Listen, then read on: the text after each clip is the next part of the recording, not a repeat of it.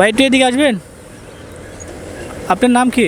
আমার নাম মোহাম্মদ জাহাঙ্গীর আলম। মোহাম্মদ জাহাঙ্গীর আলম। আপনার দেশের বাড়ি কোন জায়গা? দেশের বাড়ি ফেনী সোনাগাজী থানা। ফেনী সোহাগাজী থানা। এখানে কোন জায়গায় থাকেন আপনি? এখানে ঈদগাহ বড় পুকুরটা থাকে। ঈদগাহ বড়পুকুর পাড়। এখানে কত বছর ধরে থাকেন আপনি? আমি এখানে প্রায় 10-15 বছরের জন্য থাকি। 10-15 বছর। কে কে আছে আপনার বাসায়? আমার বাসা, আমার ফ্যামিলি আছে, বউ আছে, একটা ছোটো বাচ্চা আছে। তো এমনি কি আপনাদের গরু মাংস খাওয়া হয়? গরু মাংস দেখেন, আপনারা তো গরিব মানুষ, রিক্সা চালাই, আমরা এক কোরবানের খাইলে আর এক কোরবানে খাই আর কি, আপনি কিনে খেতে পারি না।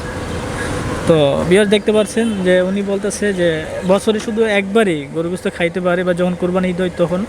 এছাড়া উনি গোস্ত খেতে পারে না বা সামর্থ্য নাই। উনি বলে যে ভাই আমরা দৈনিক 300-400 টাকা বা 500 টাকা ভাড়া মারি, তো সে জায়গার মধ্যে আমরা গরু গোস্ত 1000 টাকা কিনে কীভাবে খাবো? তো আজকে এখন তো দুপুর না, প্রায় 2টা বার খাইছেন। না জি, এখনও খাই নাই।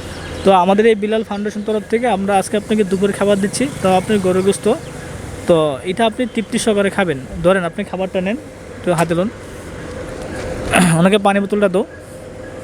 তো এটা নিয়ে আপনি, এই তো পানি দেওয়া হয়েছে, সামনে গিয়ে আপনি যে কোনো এক জায়গায় বসে খেতে পারবেন, বুঝছেন? আর আপনাকে 1000 টাকা দেওয়া হচ্ছে। যারা আপনার ফ্যামিলিতে যারা আসে, মানে এখনও পর্যন্ত যারা আসে নাই, তো তাদেরকে নিয়ে যাতে আপনি খাইতে পারেন গোস্ত, সেটা আমরা চাই। আপনি যাওয়ার সময় আজকে বা রাতে বা সন্ধ্যার সময় আপনি যাওয়ার সময় 1 কেজি গরু গোস্ত কিনবেন। কিনে ফ্যামিলি যারা সদস্য আসে তাদেরকে নিয়ে তাদেরকে খাওয়াবেন, আপনিও নিজে খাবেন। ঠিক আছে? এগুলো রাখেন, এখানে একটু রাখেন কষ্ট করে। আর 1000 টাকা দিচ্ছি, এটা যারা আপনার ফ্যামিলিতে যারা আসতে পারে নাই, যারা আপনার সাথে এখানে নাই, তো তারা ধর খেতে পারলো না, যে খাবারটা দিচ্ছে আপনি খেতে পারবেন। ঠিক আছে?